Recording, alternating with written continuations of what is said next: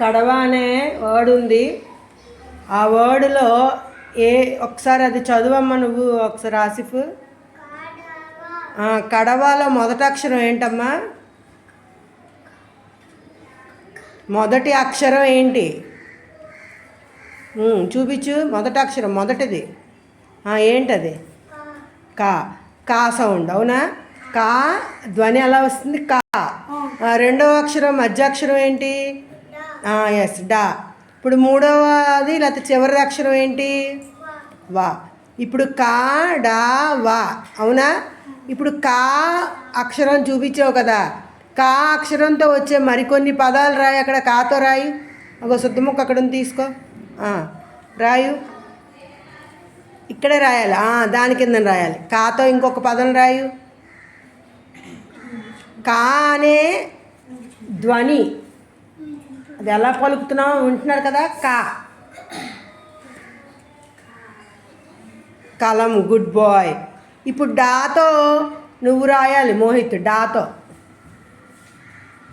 నువ్వు రాయాలి. ఏంటి రాస్తావు? అక్కడ కాదు, మధ్యలోనే రాయాలి. ఏంటి రాస్తావు? డా.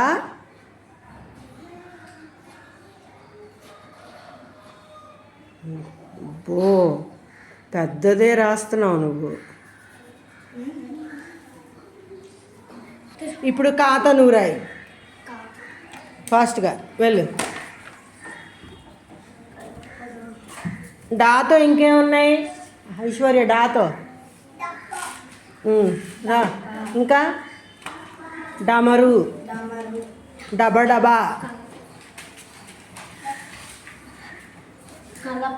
గుడ్. నువ్వు వెళ్ళమ్మా. డాతో రాయి. కిందని రాయాలి, ఏదో ఒకటి రాయి నీకు డాతో.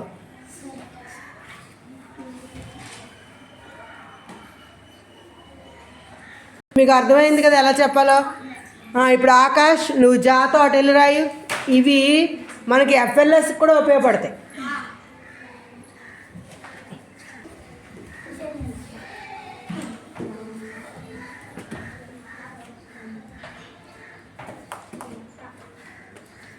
లడ్డు. Very good. లడ్డు రాసిందిరా. ఇప్పుడు గాతోని ఆసిఫ్ రాస్తాడు. ఏంటో చదువమ్మా. ఎస్ గంగా. ఇలా మీరు అక్షరాలు వాటి ధ్వనులతో పదాలు. ఇప్పుడు మొదటి అక్షరం ఒక సౌండ్ వస్తుంది, మధ్యలో ఉన్న అక్షరం ఒక సౌండ్ వస్తుంది, మూడవ అక్షరం ఒక సౌండ్, అంటే మూడవ అక్షరం చివరి అక్షరం అవునా? ఇప్పుడు జలగాలో జా లా గా మొదటి అక్షరం సౌండ్ ఏంటి? జా. రెండు మధ్య ఉన్న అక్షరం సౌండ్ ఏంటి?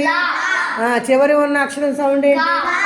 ఈ రకంగా మనం ఇప్పుడు ఎఫ్ఎల్ఎస్లో ఒకసారి చూపించున్నాను ఆకాష్. ఇది ఎక్కడికి వస్తుంది? ఎన్నో క్వశ్చన్? మూడోదా?